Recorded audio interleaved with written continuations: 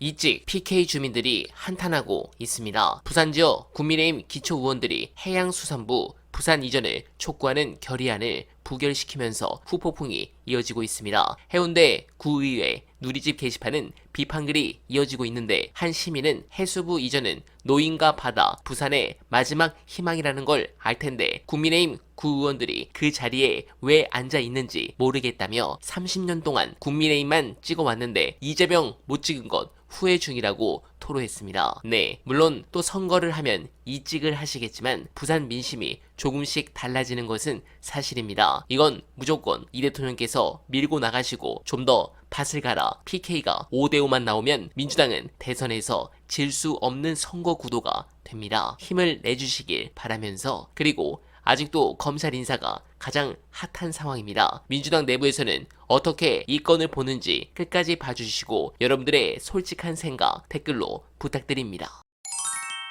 검찰판 송미령 장관 유임 케이스냐. 근데 그것도 아닌 것 같아요. 능력이 뭐 출중한 것 같지도 않고. 그럼 두 번째는 검찰의 저항을 좀 줄이기 위한, 없애기 위한 그런 뭐 수가 들어가 있는 거냐. 근데 그거는 사실은 뭐 국민의 힘을 얻어서 저희가 입법으로 할 일인데, 그래서 저도 잘 이해는 안 가는데 어떤 묘수가 있는 것인가, 숨은 수가 있는 자, 것인가. 김수현 의원도 걱정을 하시는 거고 네. 당내도 걱정이 있는 거예요. 네. 자, 근데 또 양문남 의원의 견해를 들어보겠습니다. 이번에 검찰 인사를 하면서 아마 제 생각에 세 가지 요소를 굉장히 고려했던 것 같아요. 세 가지 첫째는 개혁성, 그리고 두 번째는 업무 능력, 능력. 세 번째는 친윤과의 오염도가 낮은 사람, 그렇죠. 순도. 지금은 이 오염도에 대해서 주로 얘기하고 있는 겁니다. 근데 세 가지 업무 개혁성, 업무 능력, 순도, 이 세 가지에 있어서 사람을 고르는데 그러게 쉽지는 않았을 거라는 저는 생각이 듭니다. 오염도는 워낙 길게 검찰총장과 그렇죠. 대통령까지 쭉 한 5, 6년 했기 때문에 그렇죠. 연속으로 그래서 업무 능력이 있다고 생각한 사람은 전부 다 오염됐다.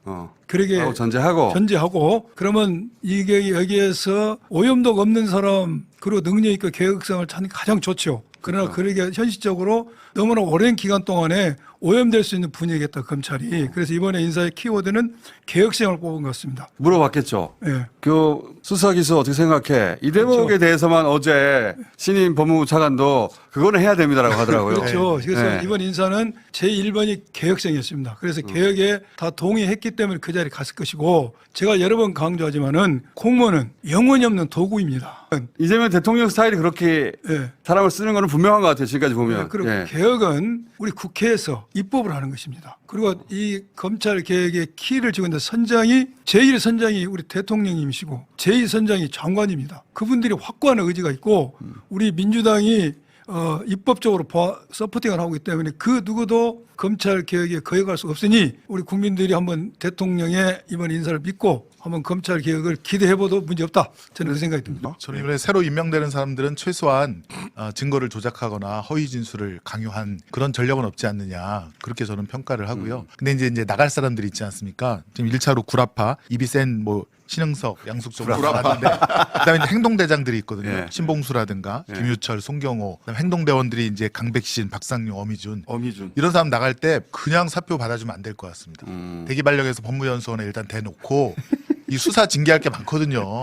그럴 수 있죠. 예, 그다음에 예. 검사 탄핵도 아직 안 끝난 사람들도 그럴 수 있고. 있죠. 예. 근데 이게 예전에 윤석열이 반윤 검사들 사표 내고 그럴 때 법무연수원에다 몰아놓고 맞아요. 딸과 모욕을 준 예. 그 사례가 있습니다. 관두지도 못하게 하고. 관두지도 못하게 하고 예, 사람 괴롭힌 사례가 있는데, 이 행동대장, 행동대원급들은 법무연수원에다 좀 대기 발령해 놓고 수사 징계를 진행해야지 그냥 사표 수리하면 안 될 것 같습니다. 징계할 거리가 없다면 그때 하는 예, 것으로. 철저하게 그리고 동부지검에 이문정 검사 갔던데, 동부지검장에 기수로 보면 지검장을 할 수 있는 나이죠. 그렇죠. 김태훈 남부지검장이랑 똑같죠. 네. 그죠. 같은 할 수 기수니까. 있죠. 근데 그동안 이제 인사 물먹어가지고 한꺼번에 점프하긴 했는데, 동부지검장으로 간 것의 의미는 뭐라고 보십니까? 제가 볼 때는 예. 아마 검찰 개혁을 실현하겠다는 의지의 표현 같아요. 근데 왜 서울중앙지검장이나 다른 지검장들도 있는데 예. 동부지검장입니까? 동부지검도 좋습니다. 아니 그렇긴 한데 그거 나쁘다는 게 아니라 동부지검 좋은 자리니까. 동부지검이 예전에 어떻게- 문재인 정부 때 예.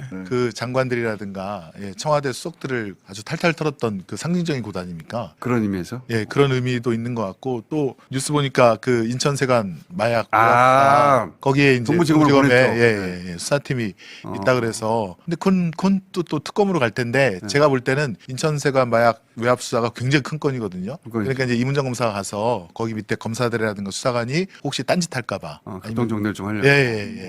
딴짓할까봐 그걸 갖다 확실하게 좀 지켜볼 필요성이 그런 있는 것 의미도 같습니다. 있어 보인다. 네.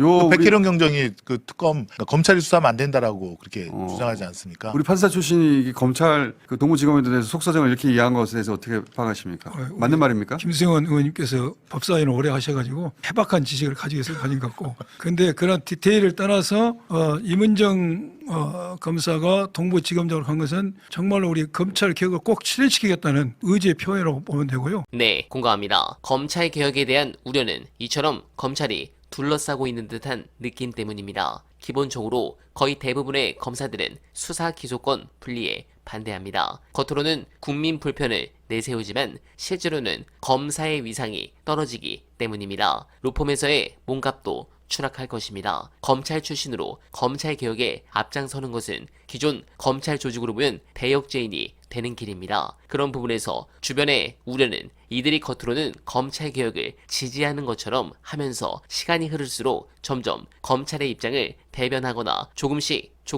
검찰 논리를 앞세우지 않겠느냐 하는 점입니다. 문재인 정부 때에도 검찰 개혁에 목소리를 높인 윤석열을 검찰총장으로 임명했고 적폐 수사에 검찰 특수부를 칼로 썼다가 결국 그 칼에 당했습니다. 다만 그때와 다른 것은 윤석열 때문입니다. 이제 검찰 개혁에 대한 국민들의 열망이 그때와는 비교도 안 될 만큼 크고 또 정부의 학습 효과도 있습니다. 따라서 그때와 같은 일이 반복되진 않으리라 봅니다만 이에 대해 불안감을 갖는 이들이 여전히 적지 않습니다. 이재명 정부는 핵심 친윤만 도려내 검찰과의 전선을 최소화하고 검찰을 잘 아는 인사를 통해 검찰을 개혁하겠다는 방침을 갖고 있습니다. 이른바 조국, 윤석열 실패 사례를 반복하지 않겠다는 의도일 것입니다. 앞으로 검찰 개혁이 어떻게 진행되는지, 그리고 현재 거론되는 이들이 어떤 식으로 움직이는지, 그리고 검찰 내부는 어떻게 작용할지 등을 계속 지켜봐야 할 것입니다. 그리고 이 검찰 개혁은 이재명 대통령께서 목숨 걸고 추진한다 라고 봐야 합니다. 사법 카르텔로 대표되는 기득권들이 임기 말 레임덕 오기만을 기다리고 있으면서 복수의 칼날을 갈고 있을 텐데 임기 초기에 갈아엎지 않으면 그대로 본인께서 당하기 때문입니다. 노통의 비극을 다시 겪지 않기 위해서 완수할 것으로 기대하고 있습니다. 그러기 위한 인선의 중요성은 누구보다 잘 알고 계실 것이니 믿어봅니다. 여러분들은 어떻게 생각하십니까? 소중한 의견 댓글로 많이 부탁드리며 어날바는 오늘도 최선을 다하겠습니다. 여러분 고맙습니다.